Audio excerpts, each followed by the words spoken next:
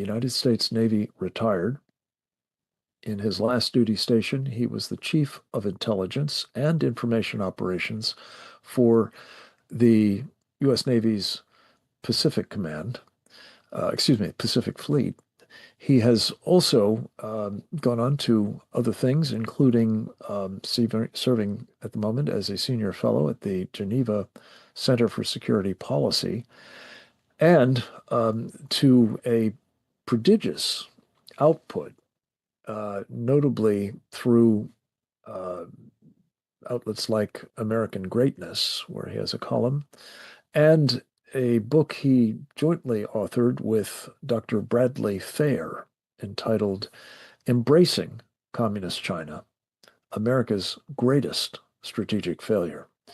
We'll go to a short video that we extracted from a powerful interview that he did with me recently on our program, Securing America, on Real America's Voice. Let's go to that clip now. Space is as you've probably heard the saying, the ultimate high ground when it comes to warfare.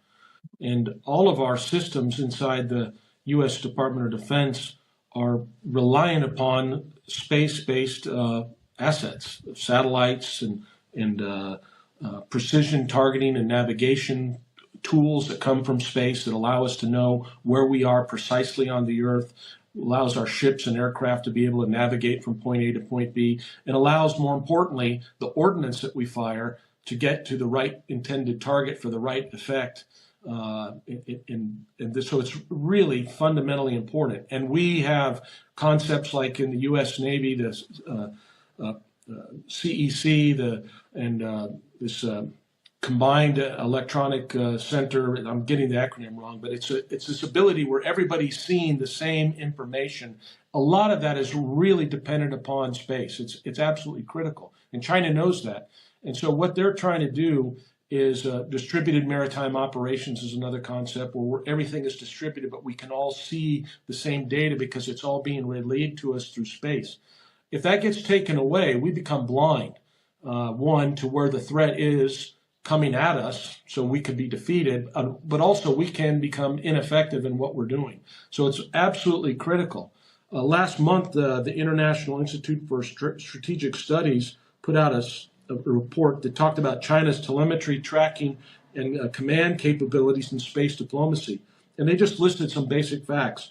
China has 9 domestic telemetry, tracking, and command stations, 4 domestic satellite launch sites, 5 sea-based launch barges, 2 aerospace control centers, one in Xi'an and Beijing, several SIGINT satellites in low Earth orbit and geostationary orbit, over 18 overseas telemetry, tracking, and command stations that the PRSC has varying degrees of access to. They have 4 operational space event support ships, and 1 is being unleashed this year, so they'll have 5. And the PRC has space partnerships with at least 16 countries in Africa and 11 more in Latin America. So just from an infrastructure standpoint of space, that one report talks about how comprehensive the PRC's commitment to space is. So it goes from, being able to make sure they can launch stuff into space, then what they put in space can track us, track our ships, track our aircraft, and then they can also take out our own satellites, and then you talk about going to the moon and Mars. So it's a comprehensive agenda to be able to dominate space and to blind us. Thank you, Captain. This is just a sort of primer, but also a foretaste of what we're going to hear next from a man who has devoted much of his extraordinary